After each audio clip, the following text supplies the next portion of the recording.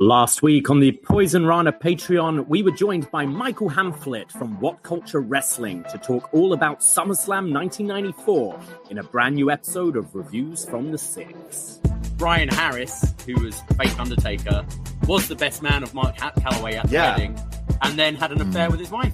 So is this legit? I've spent at least 20 minutes, 30 minutes today trying to find at least someone to verify this, but all I'm seeing is that this is an alleged story, but it has been talked about on multiple things, but very strange. I can't find anyone actually, confirming this. The Undertaker has never brought this up. I mean, he's only been out of character. I'll ask him at his stand-up. Yeah, one Dead Man show. Yo, is this legit? Someone needs to ask him this, and no one can actually confirm it. So, I mean, he's dead now. Is he dead? Not the Undertaker. I mean, yeah, Brian Lee, isn't he? He's passed away. I don't think so. Oh, shit, he's still alive. Someone needs to ask him It's this. Crush died. I think that's who you think. Got you. Right, of course. Brian Lee was never BSK. Oh, well, that's why. No, You fuck the Undertaker's wife. Yeah. You fuck the Undertaker's wife, you're out of BSK for life. Doesn't matter how good you are at dominoes if you're staring Undertaker's daughters. That's you can't. Get this show plus NXT retro reviews, wrestling reviews, movie reviews, and so much more over at patreon.com/poisonrana, and it's only $5. So what are you waiting for? What are you waiting for, huh? What are you waiting for?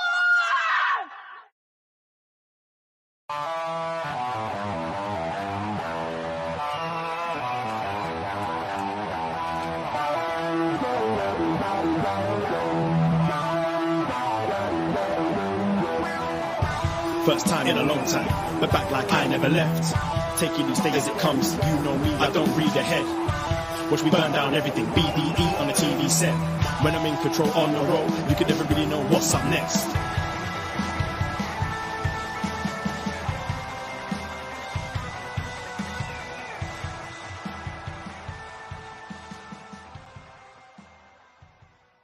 Herrington here. Hello. Braden Herrington here with Davie Portman for Up Next. You found us, whatever podcast app you're using, Spotify, Apple Podcasts, or we are Live on youtube.com/postwrestling. Hello, Postmark. and our mics are definitely on. They're hot. They're live. Yes. How are we doing? We are Braden and Davie. We are Up Next, but we're also known as Poisonrana. We're live tonight, Tuesday night on the Post Wrestling feed, just like every Tuesday that we go live here after NXT Wrestling.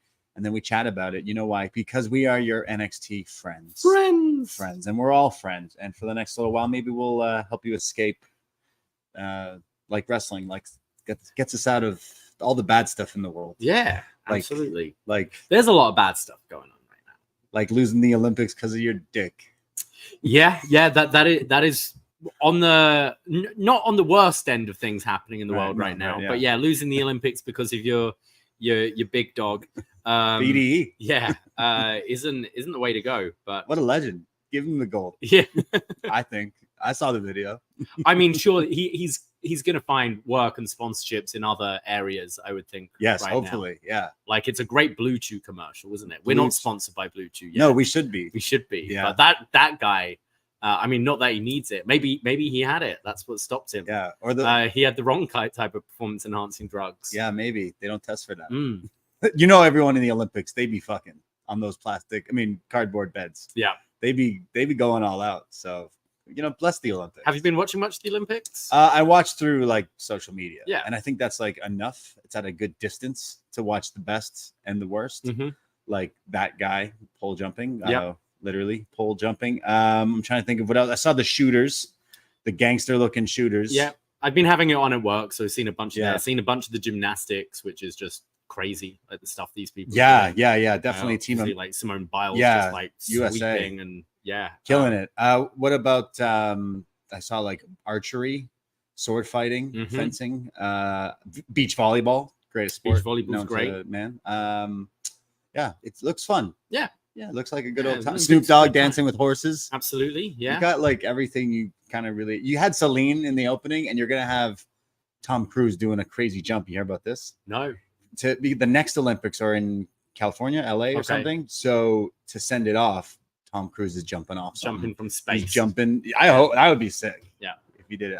I hope this all goes to plan, because that would be pretty wild. But yeah, there's again our Olympic coverage for you. I want to send some love to the UK right now. Yes. Not a lot of nice things going on back in my home country. I know we've got a lot of friends in Liverpool in particular where everything's going on, but it's horrible what's going on there. And you know, we preach love here at upNXT and love everyone. Absolutely. Every race, every religion, just like get along, be kind. All these countries are built on immigration one way or the other. Like, I'm an immigrant here, you know, like it's kind of disgusting seeing what's going on back there. And it's making me sad seeing back home be like that right now. And I know we're having our own issues here as well, in Canada, in the US, all over the world. But like, it's not going to get on a soapbox, but yeah, it's been like the last week seeing everything going on in the news. It's pretty awful to see. Yeah. So all the love out there. And again, hopefully we can bring you some sort of entertainment. Not thinking about such bad stuff, but it's awful. I mean, there's stuff always going on, and it's always, the news is always gut wrenching to watch some of the stuff going on. So yeah, absolutely. Cheers. All love for for all our frogs out there. We have a lot of housekeeping to do at the beginning of this show, but we also have quite a lot of stuff we want to kind of talk about before NXT. So let's just quickly get the plugs out the way first. We had a lot of shows on our feed last week. You might have heard in the little stinger at the beginning of the show our advert for SummerSlam 1994. We were joined by Michael Hamflett from What Culture Wrestling to talk all about Undertaker versus Undertaker, the man who may have stolen Undertaker's wife. May or may not confirmed, allegedly. Yes, exactly.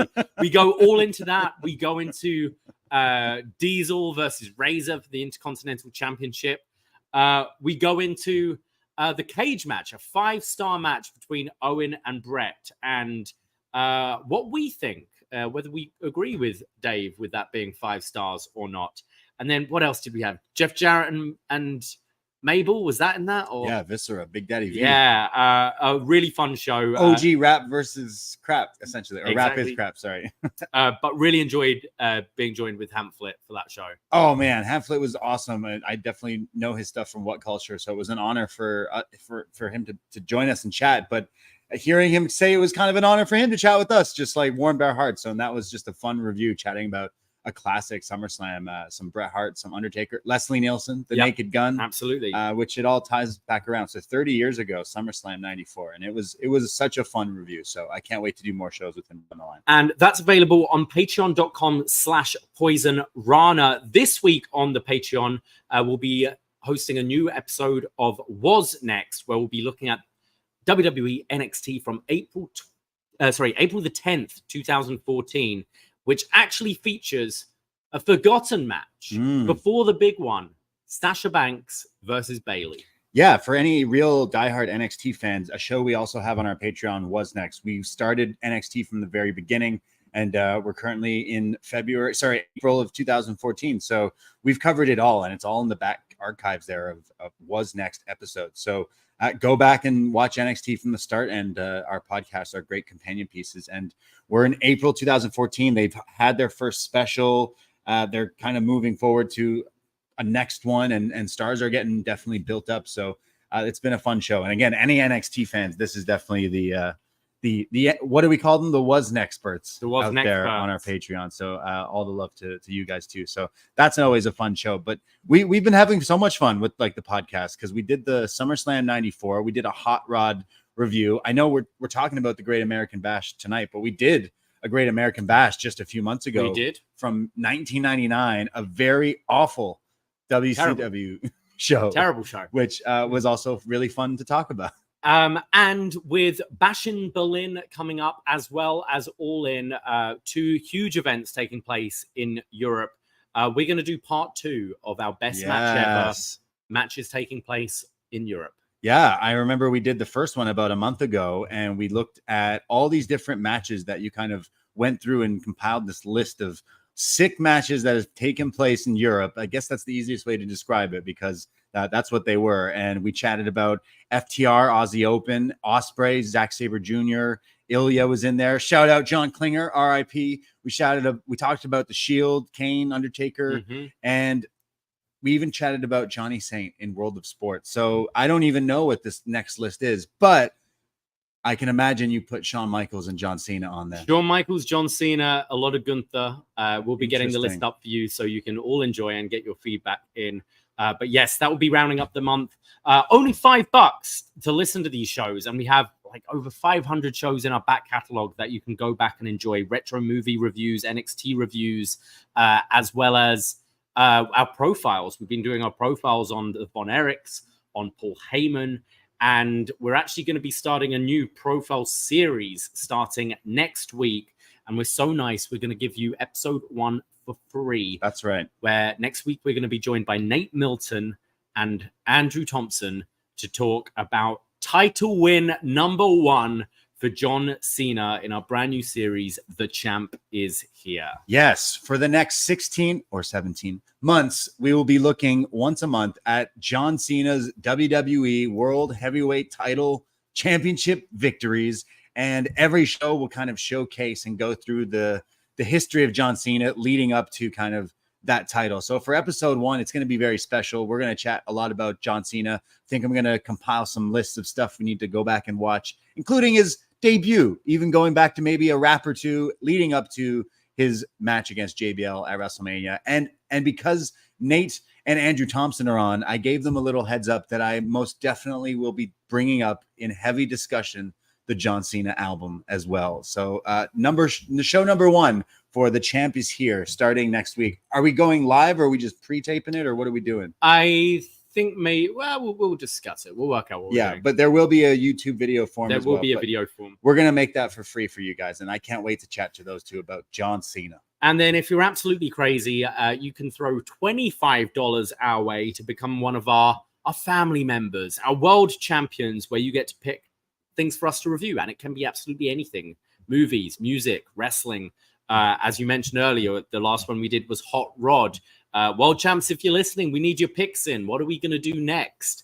But yes, and you also get access to Behind the BDE, where it's an exclusive show just for our world champions. R-rated show. Yes. X-rated show. Okay, maybe not X-rated show, but R-rated show for sure. That's always a blast as well. And I appreciate everyone checking out because we definitely cut loose on that one. And we always do. Always do. We owe a new one. But you can enjoy more of our content for free as well with us and with our collaborators. As last week, we put a lot of stuff on our free feed. I know you're listening to us on Post, but search for Poison Rana wherever you get your podcast to find more of our content. Last week, John Cena and B Detroit released a new episode of What Up, Doe, talking very spoiler heavy about Deadpool and Wolverine. Yes, they gave a great recap covering everything throughout the movie. They also chatted about the new Eminem album. Mm-hmm. They chatted about everything going on in some wrestling. And I thought it was a great show, especially the Wolverine talk. Yeah, so, absolutely. Yeah. And then more from John Cena every Thursday as he releases Shot in the Dark, where John covers all the wrestling you may have missed in just 15 minutes or less. And then I know the Eagles don't hunt flies, fellas. They had a bit of a crossover Forbidden Door. Dickie subbed out, and to take his place was Benno from Grapple, our friend over there. They jumped in to chat about the Shield versus Evolution. And I know that they talk about the great stable of Evolution, the history. Blue Tista? Yeah, exactly. So listen to that, and I'm pretty sure Brandon admits that he's afraid of you. Of me? Yeah, he didn't want to come to Money in the Bank because he was scared you were going to fight him. Yeah, I'll fight him right now if I could. Yeah. he always calls me like, what's your problem, man? I'm like, it's you idiot. No, we love you. I love you, Brandon. But yes, check out all the free shows that we do. And Poison Rana, of course, on the free feed. We tend to go live every weekend. We're going to go live, I think, at 1 p.m. this Sunday over on our YouTube. And the audio will be up later on the free feed there. And we chat about everything going on, including all this build-up in AEW. I mean, I know you were just at the hottest summer party, the biggest event of the summer, whatever it calls it, but really the biggest, hottest party is AEW drama, which we'll definitely have to get into in a second. But we'll talk about that on Sunday, and and everything else going on in the world, including some Raw and some SmackDown and everything else. The G1's on as well, and fuck it, the N1 is on, everything, which we might bring up later tonight. So yeah, lots and lots of content. Give us a follow. Search Poison Rana in your feed or on your socials at Poisonrana Pod. There's plenty of other ways to support us as well. If you're watching the live stream right now, you can send us a super chat if you're that way inclined, or by just, as Braden mentioned, liking, subscribing to our content. It all helps a lot. Or if you want to look fresh like Braden is right now, you can head over to chopped-tees.com, which is our merchandise store set up by the wonderful Dickie Bird, where we have a whole array of items on there. Yes, including the button-up shirts with the frogs on it. We got T-shirts with all the logos and all the stuff that Dickie's put up there. It's looking good, and I appreciate everyone who's been sending in the photos, rocking the gear, rocking Froggy style all summer. You're looking good. I believe some of us start leaving the store soon. So if you want, now's your chance to get like our, if you liked our Rocky inspired tee, right? You don't have long to get hold of that anymore. Some stuff's going to be leaving, and we're going to get new stuff coming in for fall and winter. Absolutely. So go check it out. But appreciate all the love out there, and that's how you can support your boys. But yeah, we have NXT to talk about, but you were just at SummerSlam. I was. In Cleveland. Yes. How was your trip? I loved it. You had a good time? Yeah, I had a great time. I think all of us, I went with John Way and Stephanie Chase. Mm-hmm. We were on the same page. Kind of everyone I've talked to when I mentioned I'm going to Cleveland, they're like, ooh, why? But I kind of wish I spent more time there. It was such a nice weekend. The weather was great. I actually thought Cleveland was really nice. Nice. Cleveland right rocks. on the water. There were lots of like cool bars and restaurants. Everyone I met was super friendly. I had incredible barbecue food. Michael, what's his name? It's one of the celebrity chefs, Michael Simon, who's on like the Food Network a bunch and a bunch of different cooking shows. Went to his barbecue joint, which was really good. John decided to wear his brisket rather than eat it, which was unfortunate for him. Classic John. And then, went to the Cleveland Browns Stadium, which was a cool stadium, and got to enjoy SummerSlam. Yeah. How did you like the show? I really enjoyed it. I think WWE, they've chosen what they're good at, and it's moments and stories. The wrestling is fine. I'm not going to get the same quality of wrestling as I do in AEW, but I think for the most part right now, I'm kind of a bit more invested in the stories in WWE. And I think they do create those moments really well. And this was certainly a show based on that. I did release on our Poison Rana feed just 20 minutes of my initial thoughts kind of right after leaving the stadium. Mm-hmm. But yeah, overall had a really great time. It kind of felt like a sort of WrestleMania Part 2, like another, maybe a mid-season finale, if you will, or something like that. But I had a lot of fun with this event. So we had the watch party here in Toronto. Shout out anyone who came through. Appreciate seeing you there, and maybe you're listening to us for the first time.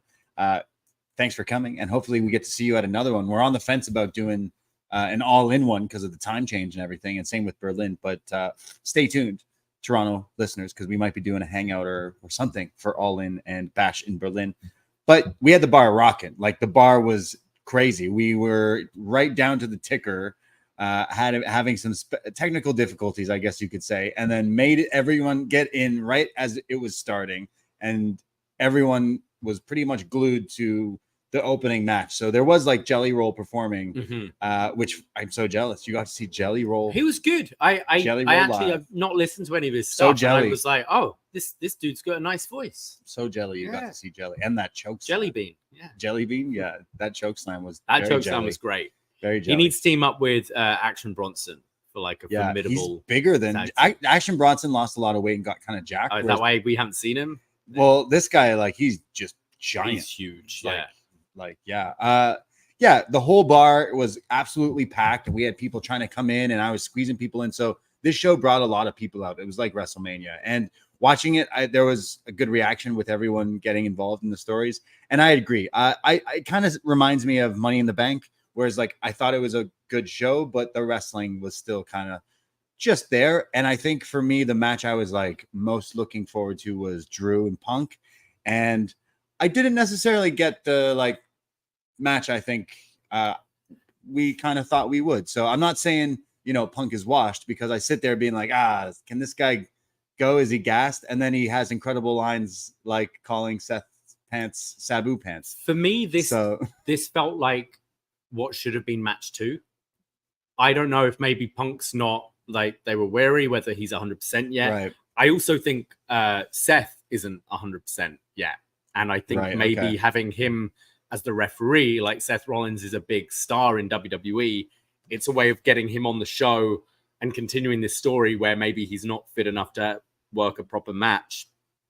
I kind of am into the storytelling and acting sometimes, but I agree. This match didn't work for me. And really? I found it quite a polarizing one, but I didn't like how, like, right from the beginning of the match, Seth was doing his bullshit. I think it was something where Seth should have been like down the middle, and then it kind of grew towards the end.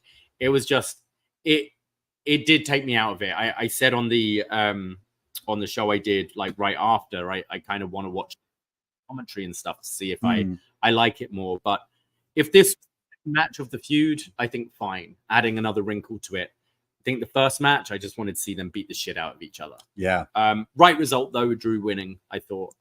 Yeah, absolutely. I'm not, again, it wasn't necessarily a bad match, maybe even, but just I thought it was pretty boring and maybe wasn't what I thought we expected. I mean, at least he didn't get injured, thankfully, but he had me with the some of the lines and the stuff, and I don't necessarily know how I feel about the storyline about the whole, he gets so upset about the bracelet and yada yada yada.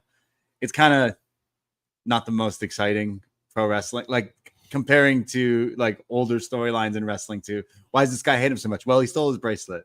Oh, well. But it's what it represents. Yeah, what it represents. You clearly never... Shout out candy bracelets. I do love rocking them. So I guess I'd be furious if someone stole them. But I just felt like maybe he didn't bring it as much as we've seen him like in his return in AEW. Like he had some solid matches, and I don't think he's hit that. But this is really match 1 out the gate. Because Rumble didn't really necessarily count. And I guess that one with Dom didn't either. But yeah, I hope, like, because then he on Raw, like his promos that I've been watching from the week to week, like he's been kind of hit or miss as well. But then yesterday with the Tombstone Huckleberry line, definitely I'm like, see, you're still funny. You could, just his wrestling maybe is really toned down to like kind of a more boring thing. But I kind of felt the wrestling for the whole show, it wasn't that solid, but like you said, I think the stories were what was more important. I thought Priest and Gunther was good in ring. I was the only thing I liked the turn and stuff. I hated Priest rolling him to the rope. Right. Like I was like, man, Gunther just kind of bump over there, like take the impact and roll or whatever, because it looked a bit contrived. But in all, I really enjoyed that match. I thought their styles clashed really nicely. And I thought Logan Paul, LA Knight was pretty good. That Avalanche Brainbuster, whether it was meant to be a brainbuster or not, it looked fucking good. But I wouldn't say there was a bad match. I certainly, like, if I could have my like perfect wrestling promotion, it would be the kind of stories and the builds and the moments that WWE do with a bit more of the wrestling style of AEW. I think they can both learn from each other a bit. And we know a lot of these wrestlers are capable of it. So I'm looking forward to, Gunther, his run with this title. Right. I thought the Sammy and Braun Breaker stuff, I think if you were going to go just 5 minutes, you should have just gone 5 seconds, to be honest, and just had Braun like steamroll him. Yeah. Even that didn't hit. Yeah. Rather than just, they had a bit more of a 50-50 match in Toronto where Sammy went over, and this was like 5 minutes. You wouldn't really say that's a squash. Both matches didn't hit the way I wanted them to. Yeah. That being said, they announced on Raw they're doing a 2 out of 3 falls match, which kind of has my attention, and maybe that's where I don't see Sammy winning that. I see Braun kind of retaining, but hopefully that's where they get maybe the match that I think is in them. Sammy will do they'll do the Cesaro, Sami Zayn 2 out of 3 falls dirty dancing spot into a spear. It's so good. Or into a well, he hasn't really done his pop the power slam. Yeah, the there you power go. slam thing he does. Yeah, he'll do that. Yeah, that would be cool. Yeah. But yeah, I think from watching Raw last night, I imagine Sammy and Jay are probably winning the tag titles down the line, and that's the start of getting this bloodline to the OG bloodline together. What's the deal with Fatu? Jacob Fatu? I don't know. Is it a work, bro? If it's a work, he's working us really well, because I was convinced he was. Yeah. The thing that I understand the idea of having him injure himself, because maybe you don't want Roman and Fatu to go face to face quite yet. Right. You know, I think that's they see a lot in Jacob Fatu. We see a lot in Jacob Fatu. And that's kind of, that protects him from maybe having that. But it really felt just the way it was, okay, Cody just hits a Cody cutter and then lies down, and then Roman comes out. It really felt like it should be the 2-on-1 beatdown. The odds are against Cody, right. And then Roman's music hit. And I also felt like having the intro of his theme playing first was kind of weird. Yeah. Like maybe lights off and you're playing that, and then head of the table Roman Reigns, when it kicks into the theme, we know shows up on the Tron. But it was kind of weird, like you're being in the crowd, you're just seeing on the screen Roman Reigns, and it's do do do do do, like the intro to it. Whereas if it just went ba ba ba ba ba, whatever the intro Succession. Yeah, it would work better. But so that's where I'm kind of leaning in. Maybe it is a more legit injury, because it just felt like they were trying to buy time a little, and what should we do here? Right. A little. But I hope it's not anything serious, or if you worked me great, because he looked hurt, and I think the Bloodline 2.0 really need him right now. Yeah, absolutely. That story is still like hit or miss. I didn't find that match particularly very exciting. I was going in thinking we were getting like Umaga versus John Cena from the Royal Rumble, and instead it was like best of the hits, but like the shittier version of WrestleMania, like it's Roman is the. I think that was the thing. Like it was a lackluster main event, and everyone's just waiting for the shenanigans to happen. And when it was, you're getting into it. But it's but it was like I agree. Yeah, it was kind of like a knockoff of that, kind of trying to go that route. But again, the stories I think a lot of people had when Arn was there, Pharaoh. That was fantastic. Pharaoh's last WWE appearance. I guess he's going to AEW, but like it was his last WWE appearance, so he's going back to. Maybe. Well, this jobber dog needs to step up now. We have a whole dog wrestling company. Mm-hmm. Larry versus Pharaoh, WrestleMania. Yeah. I know that's inhumane, but that would be quite a match. No, but they're in WWE now, so they can just act the match, you know? Right. They don't need to really hurt each other. They can true. Yeah. They can just walk around and say lines, woof, at each other. Yeah. You got Braun as well. He's a dog. Yeah, true. Butch used to be a dog, so you could join in there. AJ's a pit bull. Isn't I he? like Tori Wilson's dog. That was quite a dog. Or Fufu. That we could go off about wrestling. There's a lot of wrestling dogs. So need a top 5. I didn't necessarily hate the thing, but I loved Arn. I loved him mentioning what did Cody mention the Glock at some point? I think in the presser. Yeah. He mentioned the Glock in the presser. I definitely got a chuckle out of that, and then had to repost our photo of our costumes a few years ago with the Glock. I'm trying to think of what else was said. I thought for a second when Arn was like, "Don't worry, you've got friends." I was like, "Oh shit, here comes Sting. He's coming out," and I would have lost my mind, but instead it was Roman. So I guess we'll take that. You just get what? Ricky Lee Johnson. You get the Guns. You get this like DDP. Yeah. DDP Marshall. Coming out would be fucking sick. Come on, that would be fucking awesome if DDP. Yeah, why hasn't DDP made the save? He makes the save in the real world, but he doesn't make the save ever in storyline for Cody. When like I saw him backstage at WrestleMania in that fur coat, dude's a stud. Still got it, that guy DDP. But SummerSlam didn't hit for the wrestling, but definitely for the stories. I enjoyed it so much more than last year's though. What was last year's?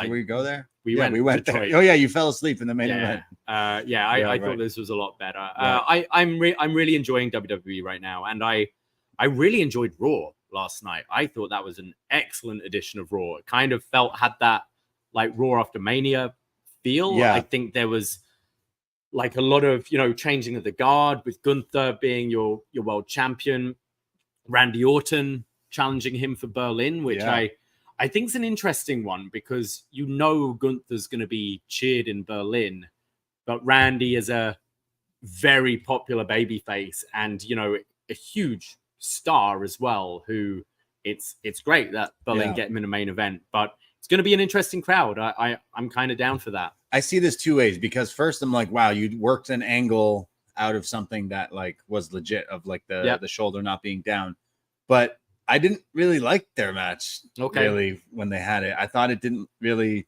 do anything for me actually. So I'm kind of like, you're going to have such a crazy hot crowd though this time around and stuff. So hopefully they do, because I actually thought that match was a bit of a letdown. So in a weird way, it's cool that they've worked it into the story. So that is pretty good. Also another thing, the Bronson Reed angle, attacking Seth. I thought that was kind of out of nowhere, but really helped get him over. I think he's had kind of a stop start in WWE since like NXT and then main roster, but he's still someone who needs to bring it a bit more. And I think we've been saying that since, and I think maybe that was it. What I like with this, I mean, targeting Seth, who's such a top guy, as I mentioned, I question whether Seth is 100% right now, his knee. So kind of this writing him off maybe for a little bit, but I don't think the reaction has been overwhelmingly positive, and it hasn't been, you're pushing Bronson Reed. Right. It's been like, oh wow, they made Bronson Reed last night, and I thought they really did. I went into work today, and one of the cooks, who's like, lapsed fan, enjoyed the event on Saturday, was watching it through the kitchen window at the bar. He's looking on the phone and watching the 4 tsunamis, and it's like, whoa, this guy's huge. It's crazy. But I thought that was a great moment. They found Odyssey Jones. They found he was in the gym the whole time, I guess, because he could lift 2 giant dudes at the same time. It's interesting. He got called up like over a year ago and then was never used. Yeah. And I wonder if they've just kept him as like a bit of a secret project, because I think what he showed here was more than we ever saw him really do in NXT. He didn't do pretty impressive, I thought. He never really did a whole lot wrestling wise, so it will be interesting to see what kind of wrestling he can do in this role. And the like little subtleties from Woods, like not necessarily looking particularly thrilled about it. You can see like, oh man, are you trying to replace Big E? You can't replace Big E. And like a bit of a feud maybe between Woods and Kofi. Yeah, they're over this. And then what did you make of the Wyatt 6? Yeah, I watched that as well, and it was okay. It was still like how I view it. I view it kind of, it's a tribute to Bray, and I understand that, and that's awesome. But then it goes on for a little too long, and then I like almost check out. Oh yeah, it's this kind of stuff. I thought the wrestling wise, the guys, this was like the first time seeing them wrestle, right? So like, it showed when we've seen Joe Gacy, we've criticized some of the spooky, stupid stuff he's done. But when it came to wrestling, he was always pretty good. Loomis has been always pretty solid too, just never really given the time to shine. So in a way, I'm happy that like we're getting these guys showcased. And I'm loving American Made. Yeah. Is that what the name they're going with? Team Angle, American Made. I'm all in on that. And yeah, like the match was good, but I'm still like, okay, it's still like spooky stuff versus the jock athletes. It's like, okay, wrestling's fucking back, I guess. It's the weird spooky shit and Team Angle, and I absolutely loved it. Right. Okay. I think I thought they did such a fantastic job with this presentation, where these guys aren't ghosts, they're not magic, right? They're just these like kind of lost souls that came together. Obviously, Bo lost his brother. Yeah. Rowan lost two guys who were essentially his brothers. Right. You've had like Nikki Cross, who's been like abandoned by Alexa. You've got Loomis, who was left by away. Like they all left him away. And then Gacy, who was this leader of a cult, and they all left him. So I think the reason why they picked these guys and how they all found each other makes sense. And I like that. And I thought they were doing quite a good job on commentary as well, where it's not this guy is a giant rabbit and this guy is a giant bird or whatever. It's like that represents their inner turmoil and all that. Just like you have, your bands like Slipknot who wear crazy masks and stuff, and it's like this is the representation of what's inside me. And I think taking it off and wrestling as them, as just humans, and this is their tribute, I think it worked. And I thought all three really stepped up. I think in the past, Loomis has kind of had that zombie Undertaker thing about him, which is it's down to his gimmick. Whereas I thought he was way more dynamic than we've seen him wrestle, and some of the stuff he was hitting looked really good. Rowan, I think in that 6-man tag we had in AEW in the pre-show against House of Black, do you remember? He's filled in, and he really impressed. And I thought he showed a bit of that. And then Gacy, a lot of the main roster audience would have never seen, and we've always been a fan of his work. And I think, he's always done the Bray upside down thing, and you hear that reaction from the crowd who's probably never seen him do that before, and are like, wow, okay, a tribute to Bray. I thought it made them come across as just these monstrous baby faces, and it completely worked for me. And if they're working matches like this rather than pretending to be magic zombies, I'm all for it. I think I felt they achieved more in this than any real presentation of Bray since his initial cult leader thing. When the Fiend? Yeah, all the restarts with him. He'd come out as the Fiend, but he's a monster, and then it's then the bell rings and the match doesn't work. Whereas I thought this was a really exciting 6-man tag between these guys. Yeah, I'm definitely into it's weird. I love my wrestling, I love my spooky horror movies and all that stuff, but it seems like it can't be done for me since The Undertaker. But for me, I understand it's they're playing the mind game stuff. They're not actually pretending that they're whatever. But I still feel like it's a little too out there for me. And you said it's paying tribute. It's paying tribute. I think it's coming across as a tribute act a little too much for me. But this is still the get-go, and they actually wrestled, so the match is pretty good. So yeah, maybe this is the right route. Put them in the tag title picture and let them do what the Wyatts did back in the day. But all the things you said, like Eric, I think Redwood, but that's someone else right now. Yeah. Rowan, he did look way better than he has in the past matches. Just they're three pretty quick monsters, aren't they? These guys. Yeah. I really liked it. I was really happily surprised with it. Yeah, I don't necessarily think it's crap. I prefer them wrestling and doing this and destroying people and fighting rather than hey, did Chad Gable get shot in the head? I don't know. But so it started still off on a bad kind of thing for me. It's still Hollywood Horror Nights, but it's also wrestling. So fuck it. But compared to the criticisms we've had of Wendy Chu, for instance, yeah, I felt this was fully formed and made sense. This wasn't just they woke up and they decided to be spooky. I think with the little videos they've been sending in every week, kind of, especially the Rowan one, which I thought was excellent.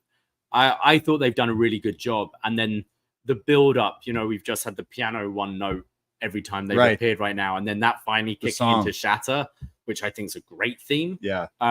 It really worked for me. I came out of last night's Raw really energized. I thought it was one of the best episodes for a while. It felt like they're trying to go right away into the next direction and bring in some new people and shuffle the deck a little bit, which is always good, especially with Triple H doing it. So yeah, I'd say my interest might not be as high, but I'd say at least they're good at continuing the stories. Clearly Punk and Drew needs to be Hell in a Cell at Bad Blood. Yeah. But I will say I was disappointed in that match, and I'm not necessarily thinking they could bring it in a cell like we're kind of used to in other matches, but loved his Bret Hart gear. So yes, that was also a plus. Yeah, so that was SummerSlam, and it was a lot of fun. But there's some other things quickly before NXT. There's a lot of people out there reporting that it looks like the Lucha Bros might be wrapping things up with AEW, which Good. sets off some alarm bells of could they be going to WWE? And if you thought Penta was phoning it in before, just wait till he gets to WWE. No, I hope he gets to WWE with Rey Fenix. It looks like they might have different names. You know, Penta's changed his name like 6 times. If this is like legit, and that could be like a very big loss for AEW and a very insane get for WWE. It's a complete fumble from AEW though. They've, in my opinion, completely misused these guys. Yeah. They've paired him with this fucking clown, Alex Abrahantes, who what does he even do? All the cool away from them. I'm sure he's a nice guy, but wow. Okay, when he was there as a translator for these guys, okay, fair enough. When was the last time you remember either Ray or Penta cutting a promo? Yeah. Maybe it happened on Rampage. I don't know. Stuck in random trios with Luchador of the Week. Just like spinning their wheels since the beginning. Like they were day one signings. They were highlights of this company for sure. And, you know, they had their tag run. These two should have absolutely split into singles and done the singles thing, had a proper feud with each other, have Penta fall on heel. Like, I remember when people were talking about, you know, Phoenix potentially being one of the top faces of this company. He's never been anywhere near that. Get out. Like, it's, especially with, you know, more and more people being signed. I'd love to see what they do in WWE. They obviously had their names for themselves before AEW. I think back to seeing them at the original All In. I think back to Lucha Underground, making such like Penta and Lucha Underground was like, that was aura. And then him and AEW is like, yeah, and this is my friend who says everything for me, who wears the track jackets. And just like you said, like, again, probly a nice guy. I know he's good on the shopping channel, but what does he do? It's just so you'll see them in the ring, and you'll see Ray and Penta looking so cool in the ring, and then he jumps in between them, and he's like, "And I'm here." It's like the fucking fuck off. It's like the Costco guys or something. It's he's so bizarre. Or what is it, like the ring girls who like always have to be in shot? Yeah. Except it's Alex fucking Abrahantes. Yeah. Again, bless his heart, but like, ruin them. I think what's interesting is we've seen as well. I think WWE have been wanting to make a point, and it's opposite from how it used to be in the Vince days, which was, you know, you come in, oh, you think you're a big shot, you came from elsewhere. Well, I'm going to strip everything away from you, and you're going to have to prove yourself here, right? And almost punishing someone for getting over in another company. I think you've seen the opposite here, and I think you've seen, you know, Ethan Page is your champion. Jade Cargill's been presented really well. Cody is AEW Cody, you know, right down with Pharaoh and Arn Anderson and all that, the music and all of that stuff. Even Sean Spears has come in, not as Ty Dillinger, but as Sean Spears, as the chairman. And I think there's something where you're going to want to say, hey, look, like, we'll take care of you. We'll push you when they fumbled. And I see Lucha Bros doing fine in WWE. Just like, we need Rey Mysterio and Rey Fenix involved again somehow, some way. Like they've only done it a few times, and now that we can do it, we got to do it while we can. Would they be straight to main roster or NXT? Do you put them on main roster right away? You put them with the Motor City Machine Guns. They'd be making towns. They'd be making some shows right there. You wonder, though, because they're going to want to... I mean, we'll get into it, but the NXT debuting on CW, they announced today that they're going on the road. Yes. And they're starting in pretty big arenas in the Allstate Arena in Chicago and in St. Louis, the first 2 weeks of NXT. And I think they're going to want to load up this roster. And especially now, you know, Raw's kind of safe. It's on Netflix. Like, this is, I think NXT, you're going to be seeing a lot more put behind it. And although I think this team is almost at the end, but seeing Penta and Phoenix against Fraxium would be amazing. Pretty It's exactly cool. the match that comes to mind. Right? Yeah. Exactly. So I think eventually down the line, I imagine Usos getting back together. That's a dream match right there. Lucha Bros versus the Hell yeah. Usos. Mixing it in with the Creeds. And New Day if they're not splitting up. DIY, yeah. There's so many kind of dream matches, and I see Triple H as being someone who's going to salivate over that a bit more than the old regime. So I'd say do it. What else is there? Unless what is Triple H going to do? Put him with the LWO? Yeah, probably. But what else is there for them to do in AEW? Really nothing. At this point, they're not going to be big singles acts. Yeah, I just think back, like Penta is a different Penta than he is in AEW than he is in like Mexico. Whenever I've watched, he's treated like such a bigger deal, and I just feel like they missed the opportunity with him, and maybe they didn't treat both of them like bigger stars. They've given them opportunities for titles and stuff like that, and like again, they've always been on TV, and they basically were like, once Mox was like, actually, Phoenix, just win this match.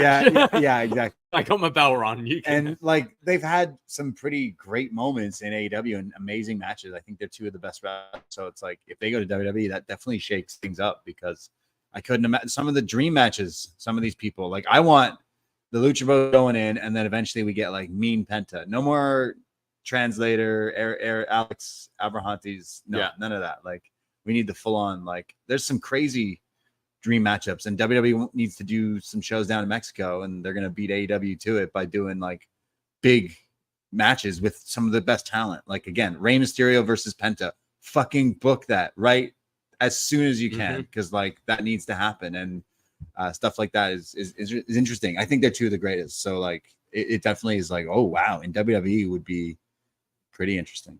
Absolutely. Yeah. And then one last thing. This sounds interesting. There's a movie being made about Gawker and Hulk Hogan, and apparently Ben Affleck is going to play Hulk Hogan. Okay. It's the best news story I saw all day today. What? I mean, he's got a divorce to pay for, doesn't he? So yeah. Who's going to play Brutus the Barber? Matt Damon? Yeah. You'd have to, wouldn't he? It'd be fucking great. Yeah. I'm going to go see this movie opening day. Wow. Who's Bubba the Love Sponge? Yeah, true. Yeah, who else was in all these Ben Affleck movies? Bubba the Love Sponge can be I don't know, Danny McBride. Nice. Yeah, put him in it. Ben Affleck doesn't scream Hulk Hogan to me, but I like Affleck. He didn't. He never screamed Daredevil either, or Batman. No, he kind of. He's a good Batman. I'll die on that hill. Listen to our Batman reviews. Yes, throughout the feed somewhere online. But yeah, that sounds great. Like I like my wrestling movies. It's not really a wrestling movie, but it's about a wrestler. Yeah, Hulk Hogan, the most famous one. So in his most like highest point. So kind of weird. The same director as Good Will Hunting is directing it. So like, oh wow, okay. Should be a good movie. Yeah. Just, if Ben Affleck is playing Hulk Hogan, it's like what? It's just interesting because isn't Thor also making a Hulk Hogan movie? I thought so. Yeah. So like, there's a lot of Hulk Hogan movies coming out. Christ. Which one? Which one does Hogan back and support? We're getting the Hogan verse soon, aren't we? Oh God, different. We're just gonna have a Hogan team up. Yeah, I used to have a Hogan video game, like a little cartoon game. Yeah, pretty fun. You get Mr. Nanny. Yeah, get the Three Ninjas. Yeah, Hulk Hogan. I've seen his movies. Yeah, get Horace Hogan in there. No, that's where we draw the line. Okay. Yeah. But yeah, I'm interested in seeing that movie just because it sounds ridiculous. So Ben Affleck, spoilers, didn't show up in Deadpool and Wolverine, so he'll show up in this movie instead. Yes. We didn't give our thoughts last week. Yeah, we did. We just said, oh yeah, that was it's a good film. We enjoyed it. Which I feel like we said it, we liked it. So there you go. We loved it. That was the review. We'll review it one day, I'm sure. Yeah, I think so. Kind of getting into NXT. I did just want to mention I had a chance to watch the 2 N1 matches featuring NXT stars just for watching NXT today. We had Titus Alexander defeating Tavion Heights in 9 minutes 21. I thought Heights looked good. Thought it was a bit of a pretty basic match. Like Heights definitely has potential, but not necessarily enough to have a exciting match. If that, like, the guy hits a good suplex, he's got good strength on him, but the match didn't do a whole lot for me. But I did quite enjoy Josh Briggs, who defeated Ryohei Oiwa, excuse pronunciation, in a bit of a forbidden door match. This was New Japan versus WWE in Noah. Pretty interesting. Which is pretty cool. But I thought Briggs looked great. He looked, he's like the biggest guy in this tournament. He looked, he was like throwing this guy around, was looking mean, aggressive. Boss man slams. Some real good, nice looking power moves. So I'm going to try and keep up with, I'm not watching the whole fucking tournament, but I'm going to try and keep up with watching their matches as they're our boys. Absolutely.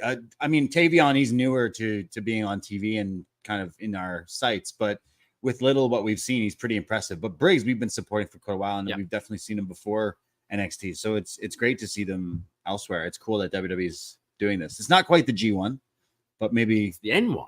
It's even better. It's even better. Maybe one day we will get people from WWE in the G1 as well. Maybe. Possibly. Well, shall we get into some NXT? Yeah, it's the Great American Bash. So we're gonna bash America for two weeks in a row now. I think they're doing that to themselves right now. This is on Sci-Fi. Yes. Right? Yeah. Oh, wow. Did you ever watch WWE on Sci-Fi? WWECW? Well, I lived in the UK, so no. Right. Yeah. Oh, man. You had to be there. They were the days. They had the Zombie. Yeah. The Sandman. Eric really wants to do a WWECW show on our network. Yeah. So anyone, if you want to co-host with him, send us your audition tapes and let's get this ball running, because no one else wants to join Brother Eric. Don't question Marcotte is what I was calling it. With the show? Yeah, because the theme is don't question my saliva. So don't question Marcotte, the WWECW. So submissions at poisonranapod@gmail.com. Send us your 3-minute WWECW reviews, and we'll pick one of you to join Eric. Yeah, you got to list. I'm coming up with this right now. You got to come up with your favorite WWECW moments and explain what the best matches are, why it was Hardcore Holly versus RVD when he sliced his back. When's best for you to record in the week, and we'll see what lines up with Eric. I've tried to make him do this a few times, and he said no, so we'll see. I thought he said no because he didn't have a dance partner. That's right. People seem to really like WWECW. I think it's a hit in the. We've reviewed December to Dismember on our Patreon, but I don't think we've ever really talked. That's all we've done about. Yeah, I bet you there's some best match ever WWECW. I just keep wanting to say. Were they just an hour? Yeah. I mean, maybe I was at a lot. We need an up yours soon, so maybe like the first 3 episodes or something we could do with Eric or something. I don't know. Pretty sick. Yes. Nice. Well, let's get into it. NXT Great American Bash Night 2, taking place from the Performance Center on August the 6th, 2024. We start with highlights from last week, all of Hank and Tank shenanigans backstage. Yeah, did you see MJF wearing Hank's same jacket the next night on Dynamite? He did, yeah. Looked good on both of them. And we open with Trick Williams versus Pete Dunne. Now, Trick has felt a little lost since losing the title and has asked some veterans for advice, and Dunne just told him to figure it out and beat him up. So we got a match here. Trick knocks down Dunne early with a drop kick. Dunne actually applies a Kimura lock, which Trick powers out of with a big suplex. Dunne comes back with his classic stomp on the elbow and then gets whipped into the corner and goes to do his step up moonsault over the head of Trick. But Trick catches him midair with a neck breaker, which was pretty cool. We don't see many guys countering this move. Look nice. Dunne's then coming in with elbow strikes. Trick fires back with a big clothesline and then his flapjack, followed by a huge bookend. I love how Vic always makes sure to call it the rock bottom first and then goes, or the bookend, because my partner's Booker T. But he's like, but it's a rock bottom. Yeah, come on. Then they're fighting on the top, and Trick hits an avalanche flapjack, which I don't think I've really ever seen before. No, very nice. Throwing a guy off that height makes it hurt more. Especially considering how tall Trick is. Yeah. Trick then hits this crazy cyclone boot, which looked like he took Dunne's head off. Like Dunne sold this great, like turning his head as it hit looked crazy. Now Dunne's coming back. He's got the arms trapped and is stomping on the face, Danielson style. Trick starts boxing, and then Dunne breaks the fingers. Trick then sets up for the trick knee, but Dunne gets out of the way. He slams into the corner and gets hit with the bitter end. And Pete Dunne pins Trick. Yeah, a bit of an upset here, considering Trick is the former world champ here. But a nice match. I think Trick is in NXT in a good time where he has these kinds of matches and he's going to get better and better. And I think this is a match that he needed to have. And Pete definitely showing his like skills. I love Pete Dunne. I miss when we watch him wrestle a lot because he is pretty talented. And even in a match like this, he definitely showcased it. So I'm kind of happy he beat Trick because it makes things a bit interesting and we get a rematch. Yep. And Pete Dunne kind of later claims he wants a title shot. So that kind of like he's a bit of a like, hey, I'll come down to NXT for a little bit. And I thought they did a good job with this match. Yeah, I think in general, like you should have your main roster majority of the time beat because I think of it as divisions in sport and you get promoted up to the main league. Yeah, exactly. Right. So Pete winning, he's got a story going on at Raw right now, so he should really be winning this. But I also think it helps Trick's story where he's trying to find himself again after losing the title. I also think I thought this was one of Trick's better showings actually, and it seems to be people that hit him hard like wakes him up a bit, and you get the best out of him And I thought we were expecting this because we had good matches. Like his best matches were against Ilya, and I thought Pete brings that same kind of intensity to a match as Ilya. So I thought this is a pretty good opener. Yeah, and me too. As you said, we have a segment a bit later where we kind of hint at maybe a rematch down the line.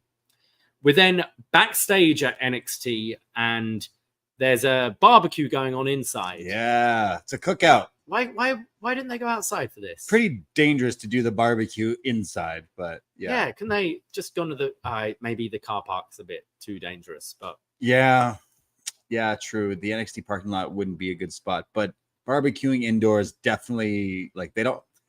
Surprised we never had a fireman gimmick in 2.0 era, but we had a fireman gimmick full stop in wrestling. No, I just created one. Someone needs to be. How have we not had a fireman gimmick? Yeah, that's like the ladies would love it. Like, what does he do on his spare time? Well, Scotty Too Hot, he's a fireman. Yeah, that kind of counts. You get a fireman's carry, but you don't get a fireman gimmick. Wow. Huh. Yeah. That would be. What would Fire Frank? I'd like it. Yeah. What would they name him be? I'd like it. I could see it someone at Demand Lucha. Yeah. You know, like a fireman's lucha mask. Right. And like the fireman's outfit, but it's like spandex. Right. Okay. Yeah. Again, I think the fireman look is definitely like untapped in the wrestling world. Could be definitely like, I guess you can't, what do they use? Like an axe, a fire extinguisher, hat, a ladder. You use ladders in wrestling. Yeah. So like their specialty is their ladder match. They always win. Undefeated in ladder matches. Except they've always got the wrong ladder. They've got the not the folding one. Right. Yeah. Yeah. Or like they're about to win a match, but they see like a cat stuck in the rafters. I mean, you do the Austin, the beer truck, but with a fire truck. Exactly. Yeah. Why has this not happened? This is so bizarre that that's not happened. Especially in today's age. But yeah. Everyone's partying backstage at NXT, and Malik and Idris are like, "What is this music? I hate it. It's rock and roll, brother. Come on. I went to the Rock and Roll Hall of Fame. Oh, I sang there. Wow. I sang Foo Fighters at the Rock and Roll Hall of Fame. They would have booed you here. It was pretty cool. They'd have hated me. No, it was really cool. Worth going. I enjoyed it a lot. So this is just Lexus King playing like some music. So yeah, Hank and Tank says that they asked Eddie. Hank and Tank are the hosts of this party. Right, of course. They asked Eddie Thorpe, but because he's broken his hand, broke his fingers, he couldn't DJ. So Lexus is there in a Nirvana shirt playing rock and roll. And then we see Stevie Turner and Robert Stone arguing about who could eat the most amount of wings.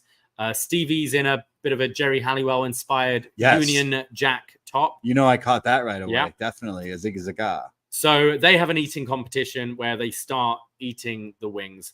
I thought this would be more funny if it was the hot dog eating competition because Hank is there holding a hot dog as a microphone. Right. And it's just a funny visual, I think. So they had a wing eating competition, kind of like us tonight. Yeah. We had some wings tonight. But we tried the last dab today. Yeah, the hot ones. It was pretty good. It was pretty damn good. But yeah, so again, I'm going to reiterate, do not barbecue in an indoor building. Definitely not safe. Also, Eddie Thorpe's fingers didn't look too bad on his social media the other day, holding on to Dakota Kai. So maybe his fingers aren't that broken. So I think the party would have served better if he was DJing, and the attack that happened that was filmed against like a wall the other week that looked pretty lame. If the attack happened when he was actually DJing, maybe that would have made a whole lot. I mean, I will say you've got to play to your crowd. I would personally much prefer to be listening to rock music over EDM. Right. But you got to go with what the crowd wants. Yeah. And these guys clearly NXT Love Island appreciate good music. No. Like they didn't like their classic rock. They live in Florida. I'm sure they love their classic rock. We see Ethan Page backstage chatting to a crew member when Nathan Frazer walks in and wishes him luck in his title match. And Page says, I don't need luck, but Frazer, you need luck after your tag partner was pinned last week. So instead of wishing me luck, shouldn't you be worried about where your tag partner is? And he's like, yeah, good one. Get lost. Get out of here. And then he's like, yeah, but seriously, where is Axiom? So just showing still a bit of dissension between Frazer and Axiom. Fraxium. We go to our NXT Women's North American Championship match. Kelani Jordan taking on Tatum Paxley, Tatum's just been wanting to be Kalani's friend, wanting to play with dolls, and Kalani's been like, no, I'm a grown woman. That's been the story. Stop being weird. Yeah. So they got a title match out of it. Kelani evades Tatum's attacks early with some acrobatics, doing her backflips. Kelani goes for this really fast, big spinning roundhouse kick, which Tatum ducks by, we've seen her doing it before. It's like the Matrix escape, but bending right back on the floor, like your knees still on the floor. Being spooky. And Kelani just hits a flipping leg drop on top of her, completely crushing her. Yeah, while in the taunt. Pretty cool. I was like, good. Yeah. Why are you taunting it? Yeah. It's like whenever anyone does the tranquilo, it's like just boot him in the face. Yeah. It's like, oh, how dare you? How dare you? But yeah, she got her. Tatum then rolls out of the ring and crawls under the ring. And as Kalani's looking for her, Tatum's gone, but sees the Barbie doll of Kelani Jordan. She picks it up and throws it away in anger, but gets chop blocked as she's distracted by Paxley. After the break, Tatum is now working the knee of Kelani. Tatum goes for an enziguri, which Kelani kind of counters it midair in like a midair dragon screw, which looked pretty nice. And then we see Wendy Chu come ringside, and she picks up the doll. Kelani is now selling the knee. She's hobbling along. She goes for a handspring, but her knee gives out. So Tatum continues the attack on it. She attempts a roll up, and then Kelani hits a flatliner, goes for the one and only split-legged moonsault, but Paxley moves and follows up with the 450 splash, which I thought was a pretty good near fall, actually, because they built up the kind of knee injury quite well. Yeah. Then there's a Spanish fly off the top from Kelani, and she climbs to the top and hits the frog splash for the win. Yeah. Okay. So the first bit of the match for me, there was that cool spot with the leg drop, but then it got more into Barbie doll kind of creepiness thing that Tatum's doing. So I guess they got to give her some sort of character, but I find her wrestling can be good, but I find that I don't like this. It's I don't know why it's giving me. Remember that movie Small Soldiers, when the Barbies are evil or fried or something like that? It's she's acting all weird and Barbie dolls. It's just very Toy Story and child's play, I guess, because she's playing with toys. But I get that's kind of her weird thing. But then we have Wendy Chu, it's something that's I don't think connecting that great with this character. But then I guess it makes her stand out from other people. But then I'd say by the second half of the match, it got kind of good where they could pick up. She did a 450. It looked really nice. And there was a big hope spot there. But it wasn't my favorite part of the show, but I can see that they're trying and getting better. I did like Kalani's selling of the knee in this match. And I did think it actually led to maybe thinking there could be an upset because it was, she had a disadvantage and Tatum was getting the better of her. Exactly. I agree. I don't like the character. I think both of like her and Wendy Chu's characters are very half-baked. But I thought they did a good job with the near falls towards the end of this match. And Kelani continues to impress. After the match, we see Wendy Chu takes out Tatum Paxley. Oh. So we'll be getting to that down the line. So they're not going to be friends. They're going to be spooky enemies. Spooky ends.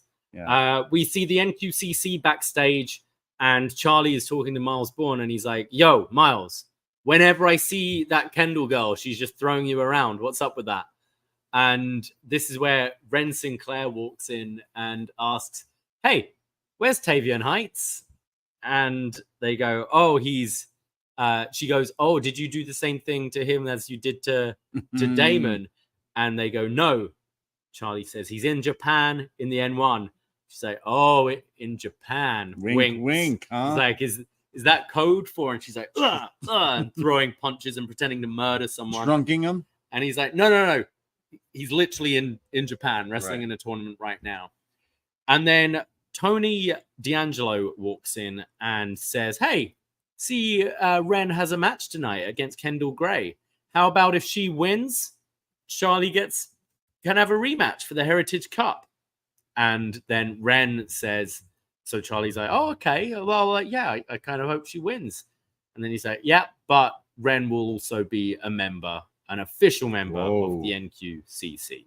Wow. I thought it was funny that they keep bringing up that she witnessed a murder. And it does sound funny when you're like, oh, yeah, he's in Japan. Yeah. Doing what? He's in the N1. Yeah. Don't you mean the G1? No, the N1. It's like, no. It's like the G1, but less people watch. Yeah. I think it's working. That being said, I got Wrestle Universe. It worked way better than New Japan. Really? Yeah. It was pretty. What else is on it? Marigold. Nice. DDT. DDT is what I'd watch for sure. I do love them. You got to watch Yoshihiko. Okay. Definitely. And then Obafemi just barges past them. Just like last week, he's just walking through people. Yeah. We then see Frazer on the phone looking for Axiom when Axiom shows up behind him. And he's like, hey, I just thought I'd give you some space after last week. But now it's time to strategize. And we see Pete Dunne say that. Sorry, my Dunne was corrected to Anne. And I was trying to think who Anne was. Anne was really angry and wanted a title shot. Yeah, Anne wanted a title shot. Says, Trick has a lot of potential, but I'm up the top of my game now, and I want to be NXT champion. And that's where Trick interrupts and says, hey, Pete, figure this out. Ooh. And starts to fight him. So we're getting a rematch for sure. Yes. Between these two. But yeah, some more turmoil from Fraxium. Mm-hmm. And then we go in the middle of the show, our NXT Championship match. Ethan Page taking on Oro Mensah.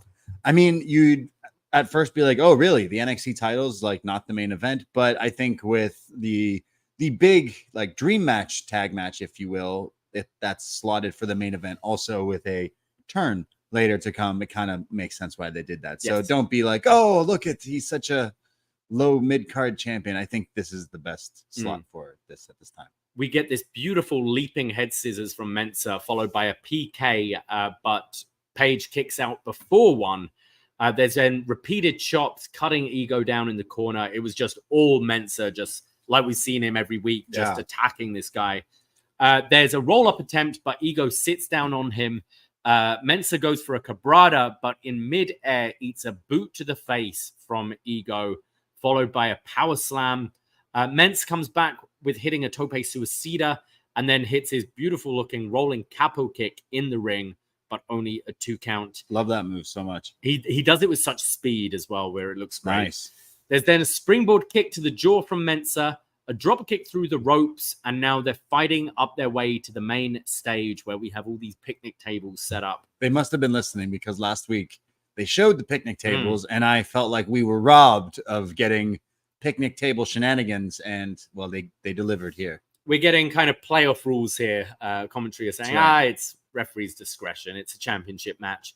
There's a backdrop from Page onto the picnic table, followed by the Ego's edge onto the picnic table. Now, these aren't the folding tables. These are actual kind of, the bench attached to the main table. And they're pretty solid usually. And this looked pretty painful. Yeah, this is worse than bringing ants to a picnic. This is putting someone through a picnic table. It looked very painful. I have a friend who hates ants. We do. Yeah, don't talk about them. I thought this looked pretty good. I almost wish they took the tablecloth off it so you could see that. Right. Maybe. Yeah. Wouldn't. But still, it looked like it hurt. There's then a DDT in the ring from Page, but Mensah kicks out. They're trading roll-ups back and forth, and then Mensah hits a leaping DDT, followed by his spinning heel kick in the corner, which he uses as a finish. The referee's counting, but then spots that Page's foot is under the ropes. And then Mensah's a little bit taken aback by this. He goes for a springboard, but slips off the top rope, eats another big boot from Page, followed by the Ego's Edge for the win.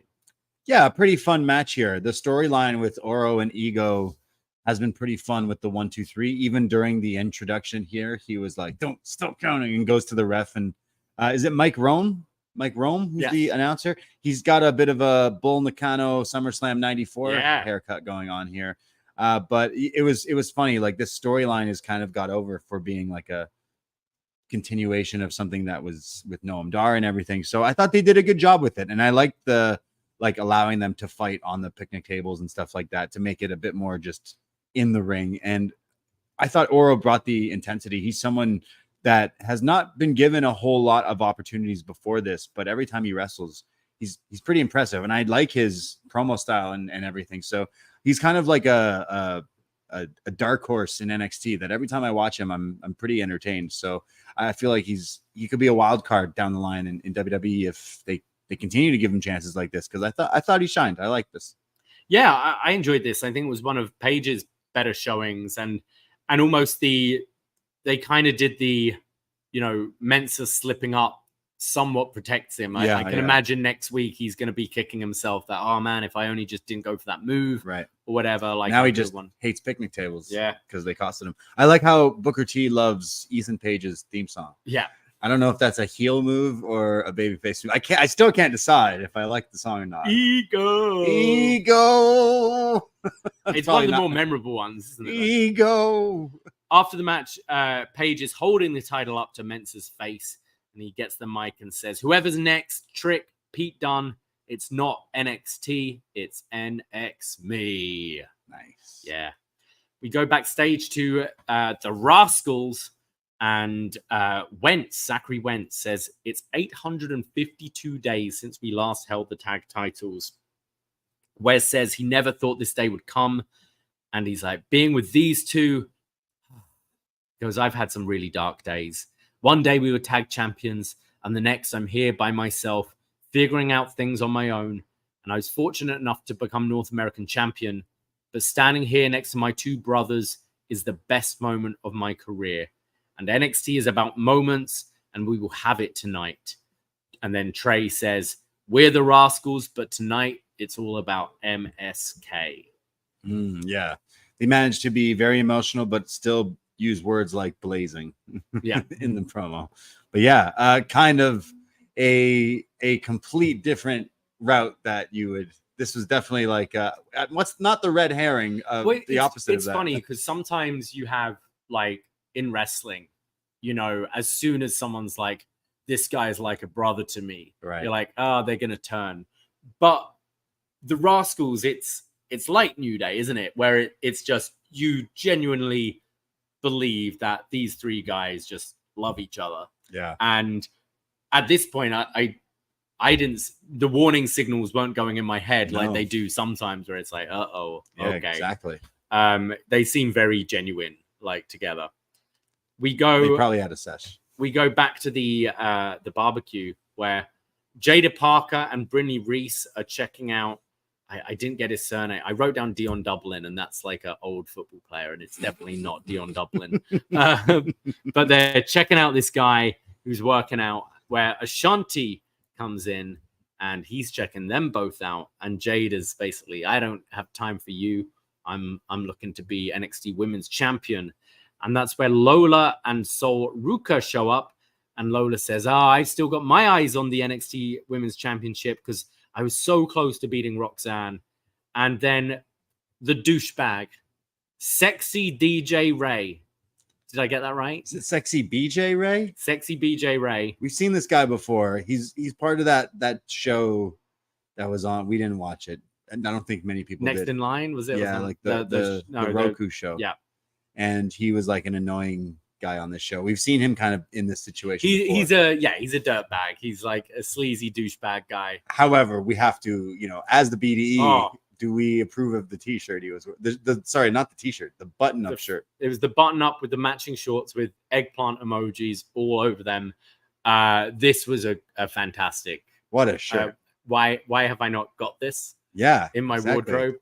Put eggplants and frogs on a shirt. Oh my word, Vicky, what are we doing? Yeah.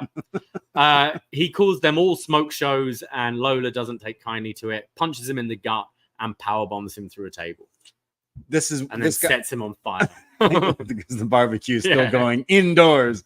For whatever this guy is, like, he's been pretty funny at getting his ass kicked by women, it seems. And I like maybe this is the new direction of CW. Like, I like when Ashanti's here being like, wait a second, this is Love Island. Like, I'm gonna like scope out women, and the girls are kind of scoping out guys. So them like maybe not shying around that going forward is something I kind of like, where like, yeah, they are like the Olympics. What do you think they're doing down there at the PC, right? Like, like, why not kind of lean into that a bit more? I think is at least a better direction. But these are pretty funny. But like, put the fire out, guys.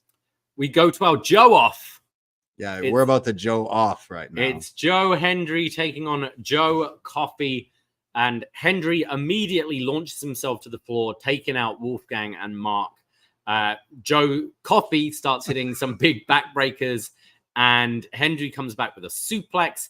After the break, Hendry is taking out the rest of Gallus. He's kind of tying them up in the apron, and then he does the Eddie spot where he throws a chair at Wolfgang and then lies down on the announce table, and then Wolfgang is like, I don't want this, throws it to Mark, and the ref sees them with the chair. So you are out of here. No DQ for a chair shot, really? What's that? Should have DQ'd him. He didn't see it, but he figured they did it. Oh, Joe. And then Hendry's hitting some more suplexes, a fall-away slam followed by a kip-up, and then hits the standing ovation for the win, the 1, 2, 3. And Joe won. Joe Hendry won. We predicted this really well last week. We both said and agreed that Joe would win this match. Yes. So I'm happy he did. This was fine. I think it's pretty funny. The whole character is really over right now of Hendry, and the song last week maybe didn't hit as much as some of his like stuff before WWE, but he cuts a promo right here and basically says like, I'm going to be staying, right? Like, so afterwards he's asked if he's enjoyed, like past tense, his time in NXT. And he said, because it's over. And he's like, you're talking as if it's over. But you know what? I like it here, and I might just stay for a lot longer. There's a lot of people in that locker room who have a problem, but they can find me here next Tuesday. And as for what's next, you won't need to say my name because I will appear. So yes, making it clear that he will continue to be here on NXT. And it's actually been announced that on Impact, Joe Hendry is going to be taking on Wolfgang on Thursday. Wow. Yeah. You going to watch that? Can't miss it. If something's going to bring me back to TNA, it's going to be Wolfie. Yeah, you know that? Probably. Yeah. So yeah, I think he's a nice little addition, and people are really into this fun stuff. I need more songs from him down the line. Yeah, I thought he in a way reminds me of LA Knight. Yeah, I think he's fine in ring, not overly flashy, but got so much charisma, and the crowd are so much behind him that it doesn't matter. Like, so yeah, it was all right. The actual ring stuff was fine, but I'm glad we're still gonna get more of Hendry. I love that now Booker T loves him. Yeah. And I just see here that he's going to be at Wrestling Reality. Reality, yeah. Great. Yeah, Booker T loves him now. Yes. You notice that trend? Oh, yeah. Yeah. Wrestlers, you want Booker T to love you. Wrestle at. Booker's definitely one of those people. Just give me some money, Yeah. Oh, you're great. Yeah. Make sure you tell people that I gave you advice. Yeah. I love Booker though. Yeah. We go to a new Chase U classroom. Wow. Now, I was thinking, looking at this, the advertising for the season premiere of the CW, Yeah. it's a missed opportunity if Chase U don't get a CU style CW t-shirt Right. in the style of CW. Like, come on. Yeah, but they just got these new shirts, which are pretty nice. They should have shirts every week. It's Yeah. Chase U. I hope we get a revolving classroom that goes town to town. Like, okay, I know we're on Sci-Fi, and I don't want to bring up WWE ECW Sure you again, do.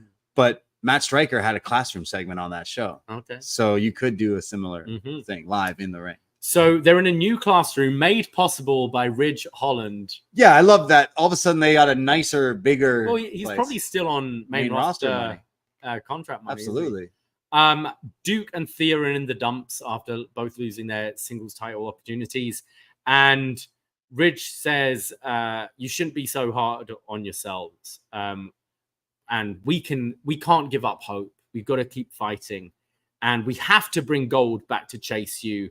And next time we get a tag shot, and he says that next week, we're going to get a shot against whoever wins the tag title match tonight. So we're facing either MSK or Fraxium. Whoa. And Duke says, "Oh, Ridge, thank you. That's great. Thank you so much." And Ridge goes, "Oh, I'm so sorry. oh, I should have been more clear. It's me and Andre Chase."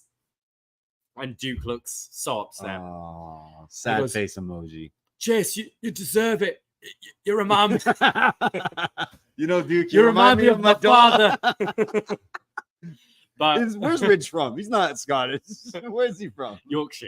Yeah. So he's saying, that Chase deserves it and deserves this opportunity. And they all start chanting Chase U, but Duke looks upset. I think, especially with the result of the main event, I think Chase U are winning this next week. Yeah. Yeah. I think it Ridge makes sense. Ridge and Andre win, and then Duke's kind of like, wow, we did it, but like not with me. Upset. Yeah. Start walking around in the Aladdin vest again. Start gambling. Yeah. What's going to happen with Chase U? It was still one of the best stories going. Just one of the best factions in the history of wrestling. Pretty much. Chase Yeah. U. Yeah. Honestly. Wow. So I think we're going to get new champs next week with Ridge. Yes. Like, unless we're getting a turn, but we just got one tonight on something else. So I don't think so. Yeah. We finally get that turn. I like Ridge and Chase U now. Yeah. Riley, I'm still like, Yeah, you can get in the bin. he but- kind of sucks. But Ridge, I just love how he's so enthusiastic. And but it's how he genuinely, it's almost like, when you're, I don't know, talking about a party or whatever, and then you realize they're like, there's a guy on the table who didn't go or wasn't invited or whatever, and you're like, oh fuck, I'm so sorry. Oh, I feel bad now. He's always got that energy about him. Right. Yeah. Yeah. He seems. Everything reminds him of his daughter. We see Brooks Jensen, who's drinking a Poisonrana backstage. Yeah. What's he drinking here? The Three Kings. red It's cup, what is this? A Fernet? Fernet. Yeah. Yeah. Brooks, you on a Fernet? Fernet and Coke. Yeah. Where Sean Spears is looking at him and goes, "What happened? I vouch for you." Remember, Brooks lost last week. Yes. Like, I vouch for you. And Brooks just flies off the handle and says, "What, you think I owe you something?" And he's like, "No, but you owe me an open mind," and takes the drink away from him, and not this. And Brooks continues to leave with Sean. So Sean's going to get him off the sauce. Okay, if that's what's best for him here, Yeah, then that's fine. So maybe no drinks until after your training. got to get back on the Brooks Jensens. Yeah, getting the virgin drinks. We need to send him the reminder. Like, this you can have. You can still drink this. Yeah. The Brooks Jensen. Quite a lot of sugar though in the Brooks Jensen. Yeah, but it gets you jacked and ready to fight people. Fair enough. Ginger's good for settling the stomach as well. Nice. And pineapple makes things taste nice. So so Sean Spears is like, he's a heel, but he basically is like, hey, why don't you stop drinking and like focus on wrestling? Yeah. So really, is he a heel? I don't know. He's just looking out for Brooks. He's still trying out that jacket. Yeah. At the barbecue. We see Robert Stone and Stevie Turner, who have wing sauce all over them, and they're full. We don't actually know who won the wing off. Right. And Stone and all the kind of the women's division who we haven't quite seen yet. You know, the locker room girls. They're all like asking for an opportunity. So Stone says, okay, well, how about everyone who hasn't had a title opportunity yet can be in a multi-woman match? And Stevie then punches him in the face. Yeah, I thought that was a little rude. It's a bit out of order. Yeah, I know this is a wrestling show, but like this was a party. And if someone were to punch someone like this at a party, you know, if this was AEW, though, it'd be Stone who'd be suspended, though, here. Right. Yeah. Yeah. No punching of the walls here. But yeah, I thought that was mean of her. I kind of don't like that she's bullying Robert Stone. Yeah. He's such a nice guy. He just offered a great opportunity to all these women. Yeah. So she just wants to get in Ava's good book. So she basically punches Stone and says she's telling Ava. Should be noted, Hank and Tank are rocking like suspenders in the American flag colors. Yeah, they look good. This should be their gear. Yeah. This gear actually works for them, I think. Yeah, but then you'd have to, then it's like you're like Hillbilly Jim at one point. Yeah, it's all right. But yeah, they also, I think Hank had the hot dog in his front pocket and Hank had the burger and Tank had the other way around. I always get them confused now, but I love these. I love keeping like food in your pocket. Yeah, surprise food. Yeah. Remember in Montreal last year for Elimination Chamber when we went to Schwartz? Yeah. I couldn't finish my whole sandwich, but I'm not like leaving a Schwartz sandwich. Right. So I like wrapped it up and kept it in my pocket. And then way later, we're like walking through the streets after the event. And Jesse's like, oh, I'm so hungry. And then I just pull out a smoked meat sandwich from my pocket. God. He's like, where did that come from? Always thinking ahead. Yeah. It's like when you find a missing joint. Sure. The OC then walk in, Gallows and Anderson. Oh. And they're like, hey, your food and drinks are shit. It tastes awful. And Hank's getting all worked up. And they're like, but we said that we wouldn't fight at the party. Well, they go, well, now the party's over. And they start to fight. Yeah, it turns into like American Pie. Yeah. They're beating up these guys for ruining their party. Mm-hmm. There's a lot going on at this party. Yes. Yeah. So imagine this setting up a match between the OC and Hank and Tank. Yeah. The Hank and Tank connection. This is where they make the announcement for the first two shows of NXT on CW. Yes, October 1st, first episode. Yeah. Who in Chicago? We're gonna go bother. Scrump? Yeah. Say hi to Scrump. Yeah. I genuinely would quite like to go. We're thinking about it. So yeah. We go to Wren Sinclair versus Kendal Gray. We get a series of like a high cross followed by arm drags from Kendal. Look pretty nice. Then a surfboard stretch from Wren countered into a splash for a pin attempt. There's then a nice overhead belly-to-belly suplex from Kendal, followed by this like modified angle slam, which looked really nice for a 2 count. She then goes for the pin, and you see Dempsey, who's thinking about kind of breaking it up. He's thinking about interfering, but he doesn't. And then the pin gets countered by Wren, and then she hits essentially the blunt force trauma to Gray for the win. So Wren Sinclair wins, which means she's now part of the NQCC, and Charlie Dempsey gets a rematch against Tony D'Angelo for the Heritage Cup.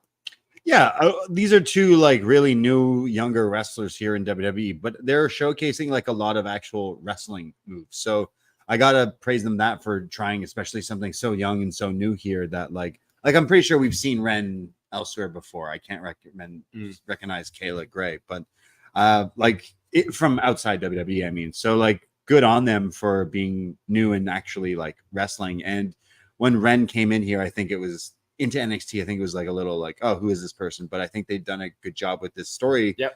Instantly making her a character, and I don't know, kind of working. You've then got like loads of mixed reactions from Dempsey. He's smiling because he gets the title opportunity, but then she's posing, doing the NQCC's hand pose there, and he's like, oh. Yeah.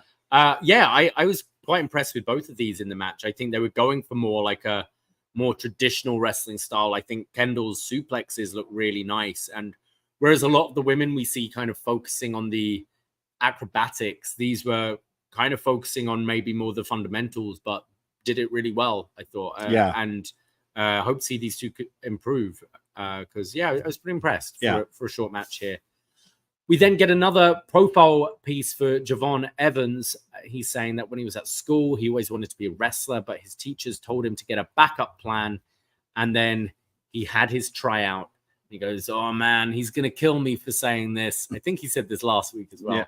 But he goes, the first superstar I ever saw was Matt Bloom, Lord Tensai.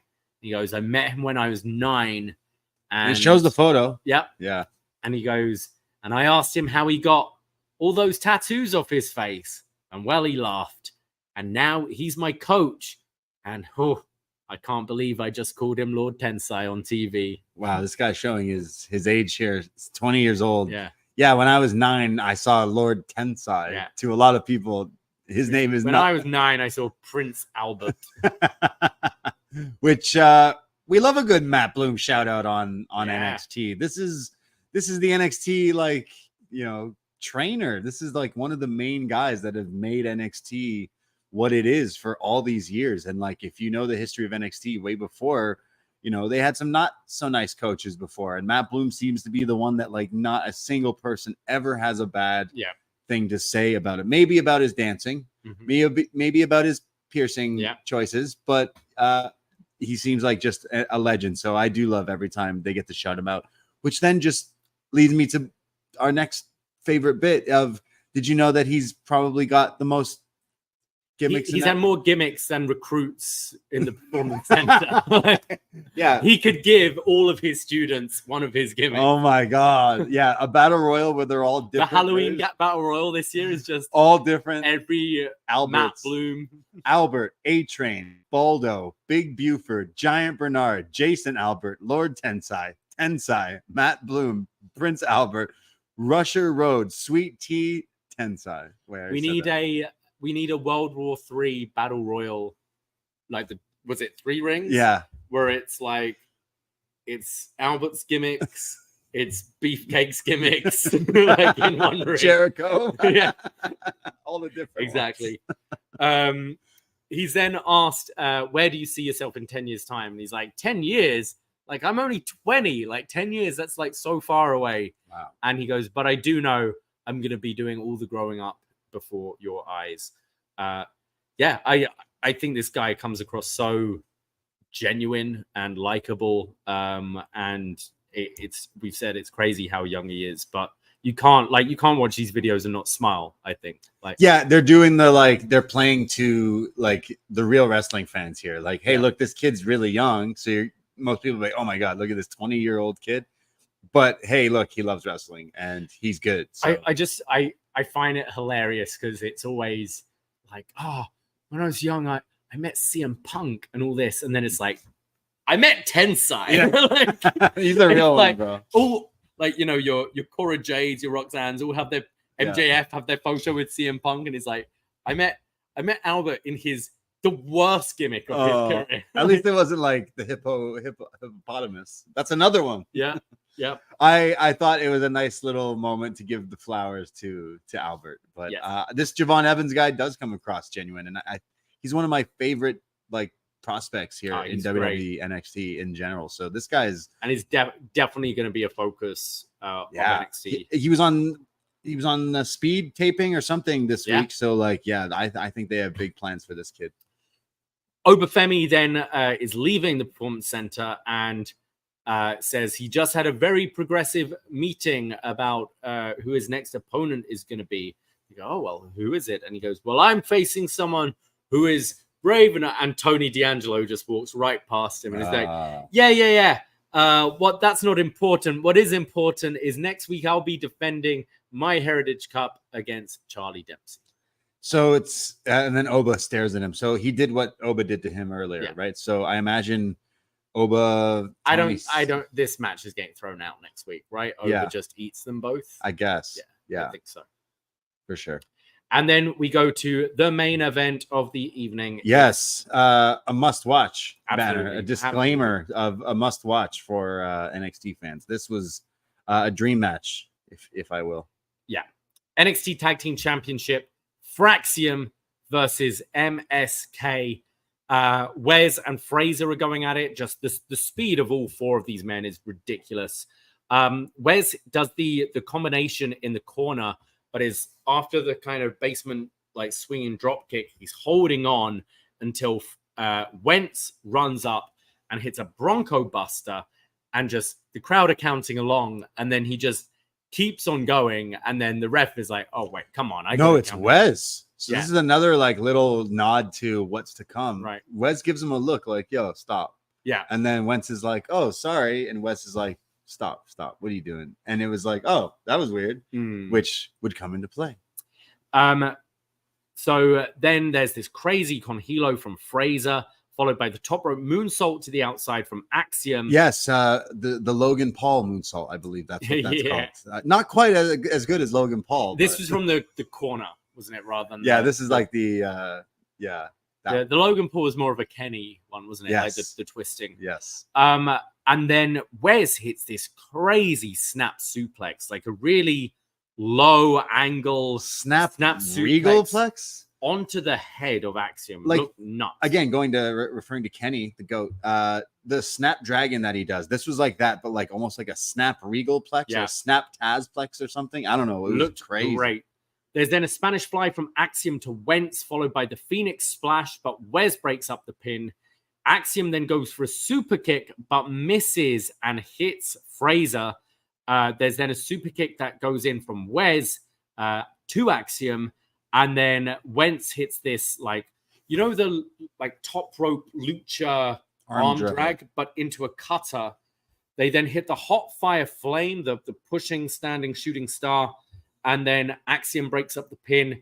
And then there's a superplex from Frazer into chasing the dragon, the brainbuster with the kick, but Wes kicks out, and then Axiom comes flying in with this nasty looking golden ratio to Wes and pins him, retaining the championship.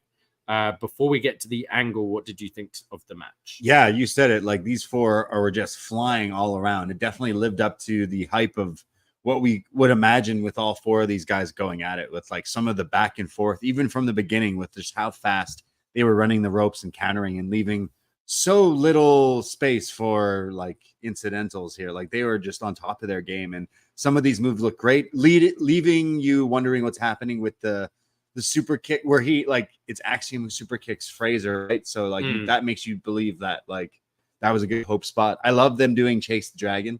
I guess they need a name for it, but the brain buster blur or whatever, what do they call them? The fast as a blur.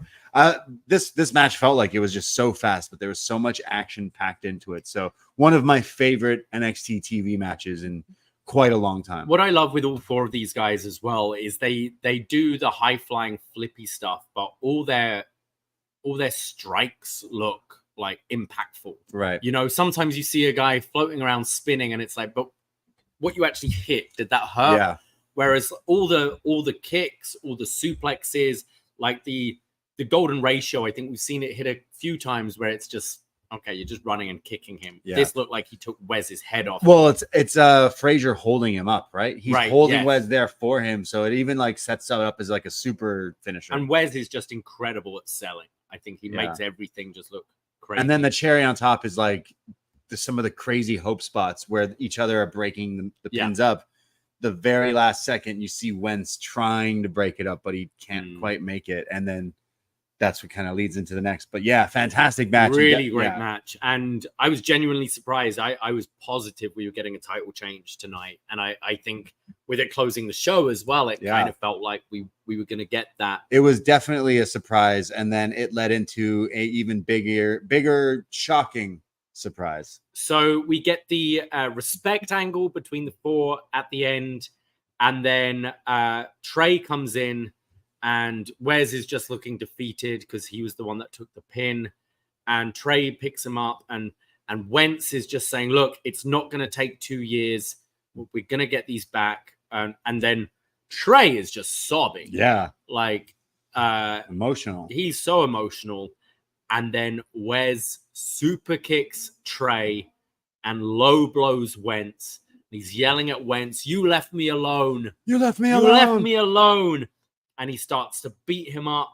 he launches Trey into the like barricade on the outside, just killing him, and then does a running meteor of the double knees to Wentz against the steel steps as NXT ends. Yes, a shocker ending here on NXT, something that came out of total left field. Yeah. With Wesley turning. I mean, if anyone's going to turn in the Rascalz, we thought it would be probably Trey, the way they were setting this up, right? But no, it was the guy who lost the match, and basically going with the angle earlier, the promo earlier, like, oh, like I was left alone here. Well, we didn't realize that he really took that to heart, and they're using that as like the storyline now. And I thought this was executed perfectly, but totally caught me out of no. Just wow, okay, I didn't expect that whatsoever. I think when they lost, I'm with you. I was expecting Trey to turn, or maybe them both turn on Wes, and then you've got them as a tag team or something. I didn't see this coming, and I've enjoyed watching them so much, and to like be watching them pre them all coming to NXT, and then Trey not making it over there, and then Wentz leaving, and then to finally have this for it's been a windy road, just a few weeks, and it to be gone. I'm disappointed, but I thought the turn was done really well. And yelling, "You left me alone." It's not out of nowhere. It's sort of justified right away. But just sad that we're not going to see any more Rascalz stuff. Yeah, definitely. We were getting a little accustomed to this little Rascal reunion for the past few weeks, so that was pretty cool. And I mean, let's not be sad that it's over. Let's just be glad that it happened. Yes. Right. So I'm happy that we got to see some of these matches, but maybe that's also a sign like, hey, WWE people are still up here and TNA people are down here. I hope we still get Trey and Wentz. We need some sort of a payoff to this. I imagine we'll have some sort of match here. I think it's going to be interesting to see. I thought Wes looked great here in the turn, but it's always the case when you've got, people with such babyface friendly offense. Like, how are they going to cope with the turn? So, like, I always saw the babyface NXT title run in Wes. So maybe it'll be as a heel down the line. I don't know, but this is a new turn. I'm genuinely interested to see where we're going. I hope this isn't a way to write off the Rascalz, but they are going to stick around for whatever this payoff is. But it worked. It really worked, I thought. Yeah, think they're gonna either have singles matches against him, or maybe he gets a partner to team up against them. I'm not quite sure, but either way, definitely didn't see it coming. I thought it was a really good match, and then on top of that, a really good angle to close. Like, we've been loving Wes on his own, and it kind of propels him. Yeah, we thought down the line a huge solo babyface run with the NXT title, but now we get to see what he can do with being a little bad boy on NXT. Yeah, I'm kind of for it, because this guy is very impressive, and again, he's another talent WWE's just got waiting in the wings here. But really stellar main event and closing angle to end this show. So the show itself, I like this week's better than last week's. I think I really enjoyed both weeks last really, week as well. I thought the main event last week was great. So I think maybe two of the best back-to-back weeks of NXT for a while. And I really enjoyed it. Yeah, some really great stuff. And like with the announcements going forward with the CW network and the first show and kind of going on the road, like big things going on for NXT lately. And I'm happy to see that they're picking up and finding a stride, and the different pieces are moving, and it's good. Absolutely. It was good. Yeah, it was a good show. Well, that's what we thought. I think we've only got one comment on the Facebook group. All right. Is it from Megan? It is from Megan. Would you like to go for it? Sure. Part 2 of the bash came through with the goods. I thought for sure a title change was happening, but Wesley going heel fucked me up. I'm in misery. Match was good despite my inconsolable reaction. Jordan Paxley was above average. Hendry Coffey was entertaining. Oro had his best outing to date, and Trick Williams Pete Dunne stole it. NXT CW premiere news had me excited that they're going to be in Chicago and St. Louis, the latter of which is going head-to-head with Dynamite. I bet both of them will feel takeover level. Do pardon me while I violently weep in the corner. He's very upset about the Rascalz breaking up. Yes. Damn. I'm sorry. It's hard being a wrestling fan. Your favorite teams just always break up. I mean, it's been a big week. You got Judgment Day. Yeah. The Rascalz. Yeah. Sorry, Megan. It must be tough on you, but yeah, we're here for you. Yeah, life's hard. Yeah. Very, very nice. I think he enjoyed the show just as much as we did. Yeah, we post feedback up. You can write in. I know Frank had a busy week. He always writes in, but I see we have a super chat. We do. Wow. Thank you, Jake. $10. Jake writes in here, with the WWE and AEW I'm consuming, plus the Olympics. This is the first time first year in a while, where I've decided to skip out on the full G1 and just cherry pick. The interest is just not where it used to be anymore. Yes, definitely for me. I haven't watched in maybe like over a week, but I definitely tend to cherry pick anyways. Yeah, I think I watched the first 4 or 5 days, and then especially with going away for the weekend, I am way behind. John was singing the praises of Goto versus Takeshita, so I think I'll check that out. But I think at this point, I'm probably gonna check back in kind of around the semis. Yeah, and if anyone recommends certain matches and stuff, definitely check them out. But thank you, Jake. Yeah, thank you, Jake. But the interest level is definitely not that high. I see you put an image of Wolfgang and Joe Hendry up. Or was that from earlier? I did put it up earlier. I know you're excited about that match. Thank you, Jake, and thank you everyone for tuning in here. Next week, what did they announce? Obafemi and Tony D'Angelo. Yeah, we've got the multi-women's match, and then the Chase U versus Fraxium. Nice. We might get some new champs. Yeah, Ridge U, isn't it? Oh, yeah. That sounds dirty. He's gonna do it for his daughter, though. Doing it for his daughter. He's gonna win those titles for his daughter next week, and we'll be back here next week on the Post Wrestling feed. You find us on whatever podcast app. Search Poison Rana and check out all the other shows that we got.